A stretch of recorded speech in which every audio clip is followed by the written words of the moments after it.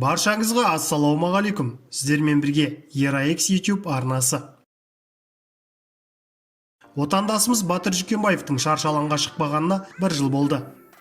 Жартылай орта салмақта өнер көрсететін қазақстандық кәсіпқой боксшы Батыр Жүкембаев келесі кездесуін 10 наурыз күні ақш жерінде өткізеді. Жеңілістің кермек дәмін татпаған жерлесіміз Коннектикут штатындағы Анкасвиле қаласында өткізеді. Бұл кездесудің тікелей трансляциясын ақш жерінде Showtime телеарнасы көрсетеді. Жүкембаев бұған дейін кәсіпқой бокстағы барлық кездесулерін Канада елінде өткізді. Ол жақта отандасымыз Year of the Tiger Management промоутерлік компаниясымен жұмыс істейді. Жуырда ол ақшқа көшіп, енді кездесулерін сол жақта өткізуге ниетті. Соңғы рет Батыр кездесуін өткен жылдың қаңтар айында Монреал қаласында өткізіп, мексикалық боксшы Рикардо Ларудан үстем болды.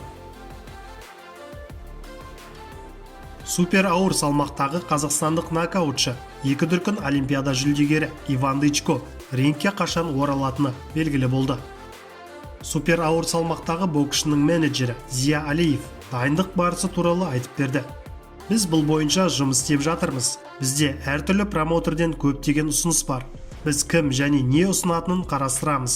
Сонымен қатар Дычко рингке оралу үшін жұмыс істеп жатыр. Рингке наурызда оралатын шығар. Біз жекпе-жекті ақпанда жоспарлаған болатынбыз. Бірақ Америкадағы шоулардың 90%-ға жуығы COVID-19 салдарынан шегерілді. Наурызда да өтпейтін шоулар бар. Бірақ біз сол айда оралуға тырысамыз, дейді Алиев Дычконың келесі жекпе-жегі туралы. Иван Дычко Флоридада дайындық үстінде. Оған Джон Дэвид Джексон көмектесіп жатыр. Қазақстандық боксшы кейінгі жекпе-жегін 2019 жылы шілдеде америкалық Нейт Хевинге қарсы өткізіп, нокаутпен жеңген болатын. Нурмагомедов чемпиондық атақтан бас тартамақ. UFC президенті Дана Уайт Хабиб Нурмагомедовтың чемпиондық атақтан бас тартқысы келетіні туралы мәлімдемесі және Дастин Порияны жеңіл салмақтағы чемпиондыққа лайық файтер санайтыны жайлы айтты. Егер чемпиондыққа кім лайық екені туралы айтатын болсақ, менің ойымша бәрін жеңген файтер чемпион болуға лайықты. Хабиб Конорды жеңді, Хабиб Дастинді жеңді. Демек, қазіргі сәттегі чемпион Хабиб. Егер одан кейін чемпион болуға лайықты жігіттерді атау керек болса, бізде Порие, Гейджи, Оливера, Чендлер секілді мықтылар бар. Сондай-ақ Тони Фергюсон мен Конор Макгрегор де бар, деді ұйым басшысы.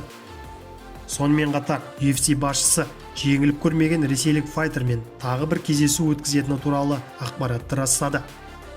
Біз титулды вакантты деп жариялап, бос белбеу үшін жекпе-жек өткізгіміз келмейді. Хабиб біздің чемпион, ол Вегасқа келеді. Онымен ақылдасып, әрі қарай не болатынын шешеміз, деді Уайт. Видеоға лайк басып пікір қалдырыңыз. Сіздермен болған ERA-X арнасы. Келесі кездескенше.